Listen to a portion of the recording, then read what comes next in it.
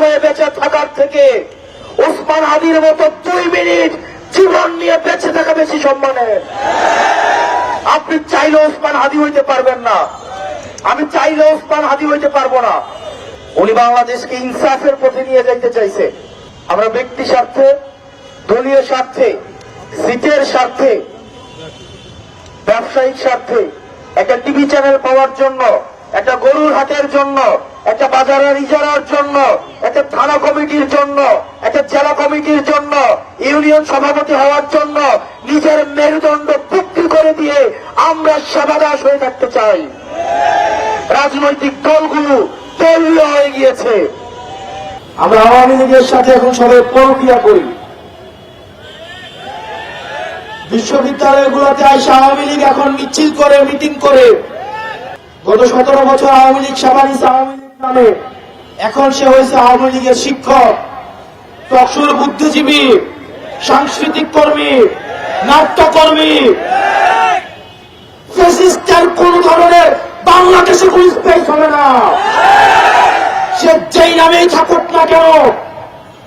এখন যে গুলশানের জাতীয় পার্টি নামে এই কুলাঙ্গাররা আবার ঐক্যবদ্ধ হচ্ছে, ওসমান হাদি ভাইয়ের রক্তের শপথ ওদেরকে বাংলাদেশে এক ইঞ্চিও জায়গা দেওয়া হবে না।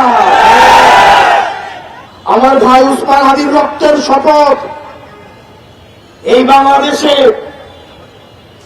দিল্লির এক্সটেনশন, ইন্ডিয়ার আধিপত্য এই বাংলাদেশে কোন ফর্মে, কোন ব্যক্তির মাধ্যমে, কোন ইনস্টিটিউশনের মাধ্যমে, ট্যাক্সিজীবীর মাধ্যমে, পেশাজীবীর মাধ্যমে এই বাংলাদেশে কোনদিনও আরো ঢুকবে না। আপনাদের ঐক্যবদ্ধ থাকতে হবে।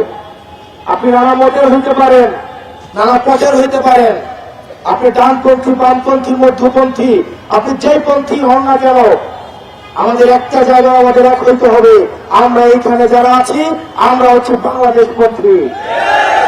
আল্লাহ দোহাই লাগে আপনাদের কাছে, আপনারা যারা রাজনৈতিক দলগুলো আছেন, আপনাদের ছোট ছোট ব্যক্তি স্বার্থের উঠে উঠে এই ছোট ছোট বিষয়ে বাহাস না করে এই প্রজন্মের দিকে তাকায়া, ওসমান হাদির প্রজন্মের দিকে তাকায়া আপনারা ব্যক্তি স্বার্থের ঊর্ধ্বে উঠে, দলীয় স্বার্থের ঊর্ধ্বে উঠে আপনারা বাংলাদেশটাকে ধারণ করেন।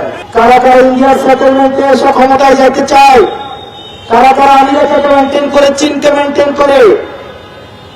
বাংলাদেশের ক্ষমতা নির্ধারিত হবে বাংলাদেশ থেকে, সীমান্তের বাইরে থেকে বাংলাদেশের ক্ষমতা নির্ধারিত হবে না, হইতে দেওয়া হবে না। আওয়ামী লীগ এবং ইন্ডিয়ার প্রশ্নে আমাদের একটা সেটেলমেন্টে আসতে হবে। আপনি তলে তলে পড়াশোনা করবেন, রাতের অন্ধকারে ব্যবসা করবেন।